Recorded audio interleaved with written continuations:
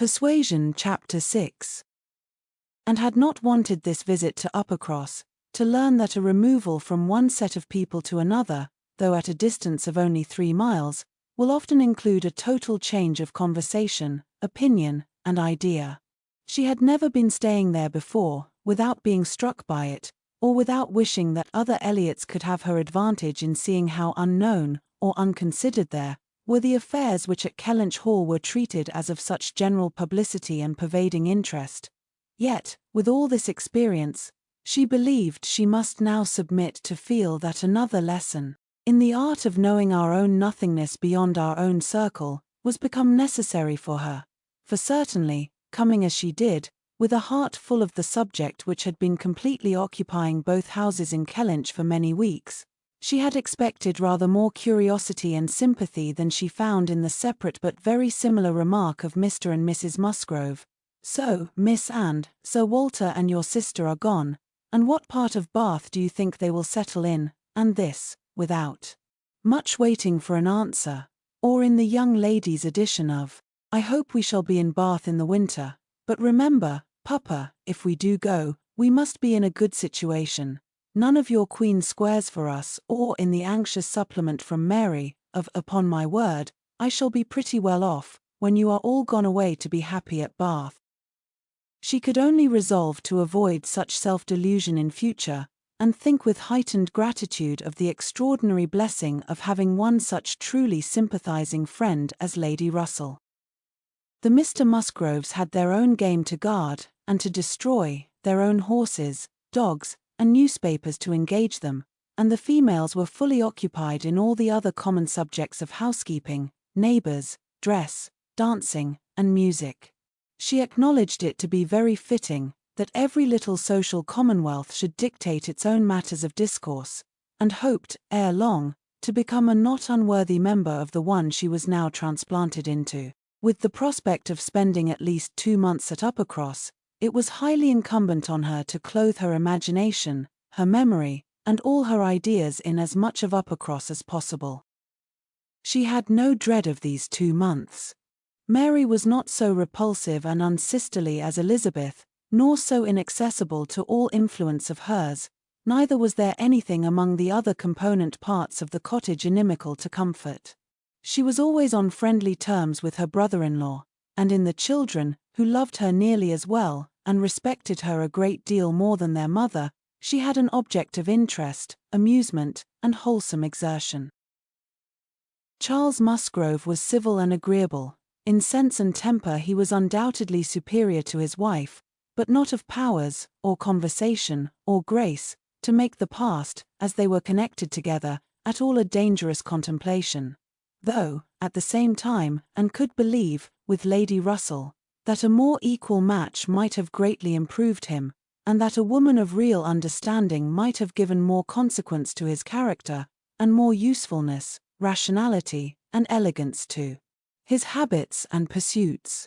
As it was, he did nothing with much zeal, but sport, and his time was otherwise trifled away, without benefit from books or anything else. He had very good spirits, which never seemed much affected by his wife's occasional lowness, bore with her unreasonableness sometimes to one's admiration, and upon the whole, though there was very often a little disagreement, in which she had sometimes more share than she wished, being appealed to by both parties, they might pass for a happy couple. They were always perfectly agreed in the want of more money, and a strong inclination for a handsome present from his father.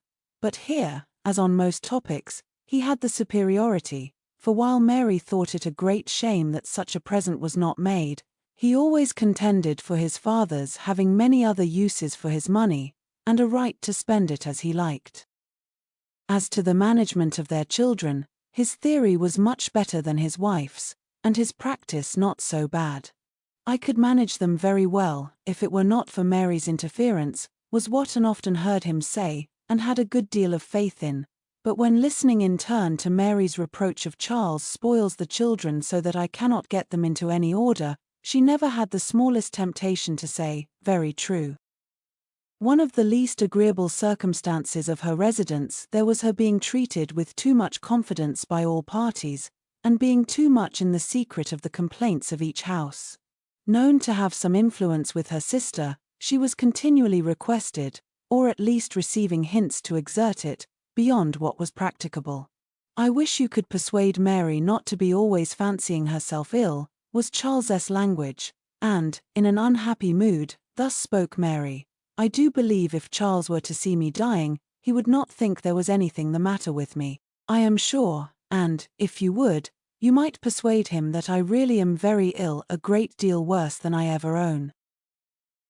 Mary's declaration was, "I hate sending the children to the great house, though their grandmamma is always wanting to see them, for she humors and indulges them to such a degree, and gives them so much trash and sweet things, that they are sure to come back sick and cross for the rest of the day." And Mrs. Musgrove took the first opportunity of being alone with Anne, to say, "Oh, Miss Anne, I cannot help wishing Mrs. Charles had a little of your method with those children. They are quite different creatures with you. But to be sure, in general they are so spoiled. It is a pity you cannot put your sister in the way of managing them. They are as fine healthy children as ever were seen, poor little dears. Without partiality, but Mrs. Charles knows no more how they should be treated. Bless me, how troublesome they are sometimes. I assure you, Miss Anne, it prevents my wishing to see them at our house so often as I otherwise should. I believe Mrs. Charles is not quite pleased with my not inviting them oftener, but you know it is very bad to have children with one that one is obligated to be checking every moment, don't do this, and don't do that, or that one can only keep in tolerable order by more cake than is good for them." She had this communication, moreover, from Mary. Mrs. Musgrove thinks all her servants so steady, that it would be high treason to call it in question, but I am sure, without exaggeration, that her upper housemaid and laundrymaid, instead of being in their business, are gadding about the village all day long.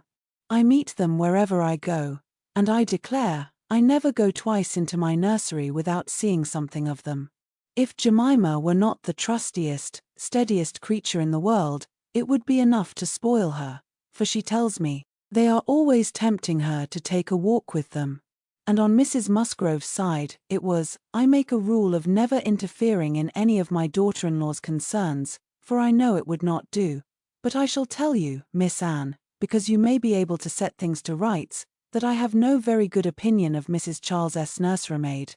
I hear strange stories of her. She is always upon the gad, and from my own knowledge, I can declare, she is such a fine dressing lady, that she is enough to ruin any servants she comes near. Mrs. Charles quite swears by her, I know, but I just give you this hint, that you may be upon the watch, because, if you see anything amiss, you need not be afraid of mentioning it.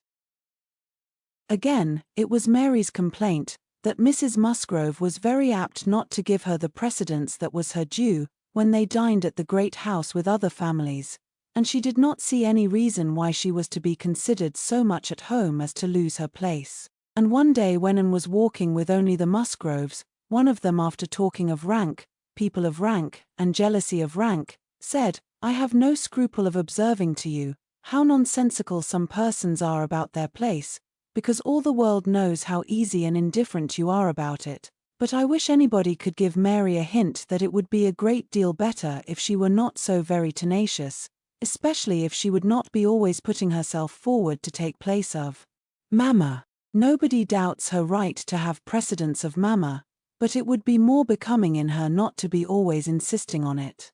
It is not that Mamma cares about it the least in the world, but I know it is taken notice of by many persons. How was Anne to set all these matters to rights? She could do little more than listen patiently, soften every grievance, and excuse each to the other, give them all hints of the forbearance necessary between such near neighbors, and make those hints broadest which were meant for her sister's benefit. In all other respects, her visit began and proceeded very well. Her own spirits improved by change of place and subject, by being removed 3 miles from Kellynch, Mary's ailments lessened by having a constant companion, and their daily intercourse with the other family, since there was neither superior affection, confidence, nor employment in the cottage, to be interrupted by it, was rather an advantage. It was certainly carried nearly as far as possible, for they met every morning, and hardly ever spent an evening asunder, but she believed they should not have done so well without the sight of Mr. and Mrs. Musgrove's respectable forms in the usual places, or without the talking, laughing, and singing of their daughters.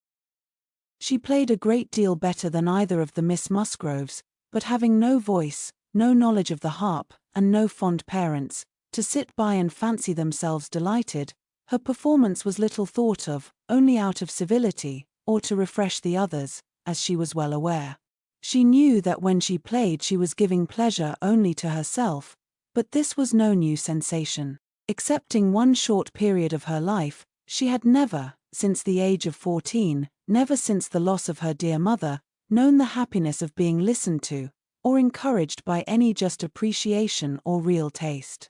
In music she had been always used to feel alone in the world, and Mr. and Mrs. Musgrove's fond partiality for their own daughter's performance, and total indifference to any other person's, gave her much more pleasure for their sakes, than mortification for her own.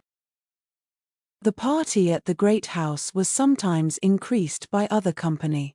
The neighborhood was not large, but the Musgroves were visited by everybody, and had more dinner parties, and more callers, more visitors by invitation and by chance, than any other family. They were more completely popular. The girls were wild for dancing, and the evenings ended, occasionally, in an unpremeditated little ball. There was a family of cousins within a walk of Uppercross, in less affluent circumstances, who depended on the Musgroves for all their pleasures. They would come at any time, and help play at anything, or dance anywhere. And Anne, very much preferring the office of musician to a more active post, played country dances to them by the hour together, a kindness which always recommended her musical powers to the notice of Mr. and Mrs. Musgrove more than anything else, and often drew this compliment. "Well done, Miss Anne. Very well done indeed. Lord bless me, how those little fingers of yours fly about." So passed the first 3 weeks. Michaelmas came, and now Anne's heart must be in Kellynch again. A beloved home made over to others, all the precious rooms and furniture, groves, and prospects, beginning to own other eyes and other limbs. She could not think of much else on the 29th of September, and she had this sympathetic touch in the evening from Mary, who, on having occasion to note down the day of the month, exclaimed, "Dear me, is not this the day the Crofts were to come to Kellynch? I am glad I did not think of it before. How low it makes me." The Crofts took possession with true naval alertness, and were to be visited. Mary deplored the necessity for herself. Nobody knew how much she should suffer. She should put it off as long as she could, but was not easy till she had talked Charles into driving her over on an early day, and was in a very animated, comfortable state of imaginary agitation when she came back, and had very sincerely rejoiced in there being no means of her going. She wished, however, to see the Crofts, and was glad to be within when the visit was returned. They came. The master of the house was not at home, but the 2 sisters were together, and as it chanced that Mrs. Croft fell to the share of Anne, while the Admiral sat by Mary, and made himself very agreeable by his good-humoured notice of her little boys, she was well able to watch for a likeness, and if it failed her in the features, to catch it in the voice, or in the turn of sentiment and expression. Mrs. Croft, though neither tall nor fat, had a squareness, uprightness, and vigour of form, which gave importance to her person. She had bright dark eyes, good teeth, and altogether an agreeable face, though her reddened and weather-beaten complexion, the consequence of her having been almost as much at sea as her husband, made her seem to have lived some years longer in the world than her real 38.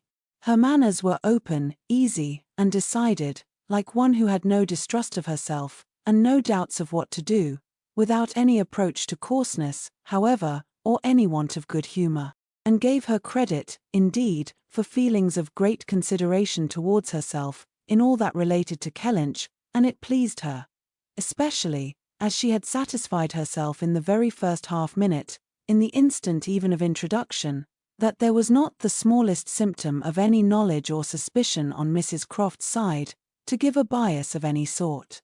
She was quite easy on that head, and consequently full of strength and courage, till for a moment electrified by Mrs. Croft's suddenly saying, "It was you, and not your sister, I find, that my brother had the pleasure of being acquainted with, when he was in this country." And hoped she had outlived the age of blushing, but the age of emotion she certainly had not. "Perhaps you may not have heard that he is married," added Mrs. Croft. She could now answer as she ought, and was happy to feel, when Mrs. Croft's next words explained it to be Mr. Wentworth of whom she spoke, that she had said nothing which might not do for either brother.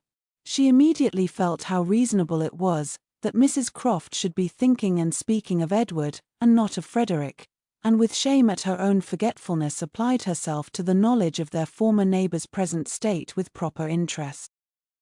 The rest was all tranquillity, till, just as they were moving, she heard the Admiral say to Mary, "We are expecting a brother of Mrs. Croft's here soon.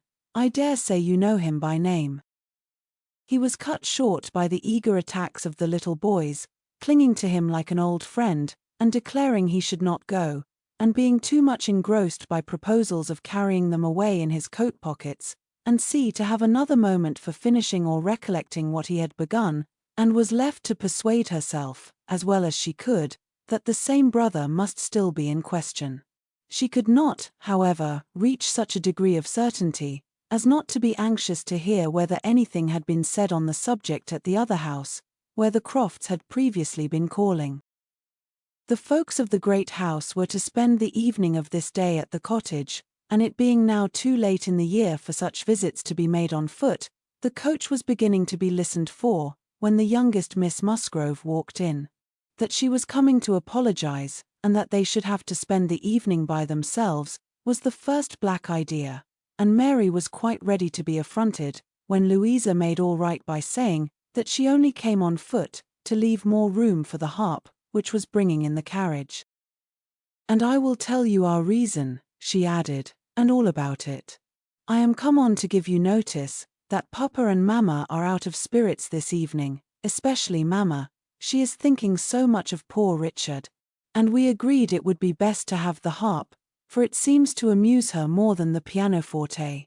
I will tell you why she is out of spirits. When the Crofts called this morning, they called here afterwards, did not they? They happened to say that her brother, Captain Wentworth, is just returned to England, or paid off, or something, and is coming to see them almost directly, and most unluckily it came into Mamma's head, when they were gone, that Wentworth, or something very like it, was the name of poor Richard's captain at one time, I do not know when or where, but a great while before he died, poor fellow, and upon looking over his letters and things, she found it was so, and is perfectly sure that this must be the very man, and her head is quite full of it, and of poor Richard. So we must be as merry as we can, that she may not be dwelling upon such gloomy things. The real circumstances of this pathetic piece of family history were, that the Musgroves had had the ill fortune of a very troublesome, hopeless son, and the good fortune to lose him before he reached his 20th year, that he had been sent to sea because he was stupid and unmanageable on shore, that he had been very little cared for at any time by his family, though quite as much as he deserved, seldom heard of, and scarcely at all regretted, when the intelligence of his death abroad had worked its way to Uppercross, 2 years before. He had, in fact, though his sisters were now doing all they could for him, by calling him poor Richard, been nothing better than a thick-headed, unfeeling, unprofitable Dick Musgrove, who had never done anything to entitle himself to more than the abbreviation of his name, living or dead. He had been several years at sea, and had, in the course of those removals to which all midshipmen are liable, and especially such midshipmen as every captain wishes to get rid of, been 6 months on board Captain Frederick Wentworth's frigate, the Laconia, and from the Laconia he had, under the influence of his captain, written the only 2 letters which his father and mother had ever received from him during the whole of his absence, that is to say, the only 2 disinterested letters, all the rest had been mere applications for money. In each letter he had spoken well of his captain, but yet, so little were they in the habit of attending to such matters, So unobservant and incurious were they as to the names of men or ships, that it had made scarcely any impression at the time, and that Mrs. Musgrove should have been suddenly struck, this very day, with a recollection of the name of Wentworth, as connected with her son, seemed one of those extraordinary bursts of mind which do sometimes occur. She had gone to her letters, and found it all as she supposed, and the reperusal of these letters, after so long an interval, her poor son gone for ever, and all the strength of his faults forgotten, had affected her spirits exceedingly, and thrown her into greater grief for him than she had known on first hearing of his death. Mr. Musgrove was, in a lesser degree, affected likewise, and when they reached the cottage, they were evidently in want, first, of being listened to anew on this subject, and afterwards, of all the relief which cheerful companions could give them. To hear them talking so much of Captain Wentworth, repeating his name so often, puzzling over past years, and at last ascertaining that it probably would, turn out to be the very same Captain Wentworth whom they recollected meeting, once or twice, after their coming back from Clifton, a very fine young man, but they could not say whether it was 7 or 8 years ago, was a new sort of trial to Anne's nerves. She found, however, that it was one to which she must inure herself. Since he actually was expected in the country, she must teach herself to be insensible on such points.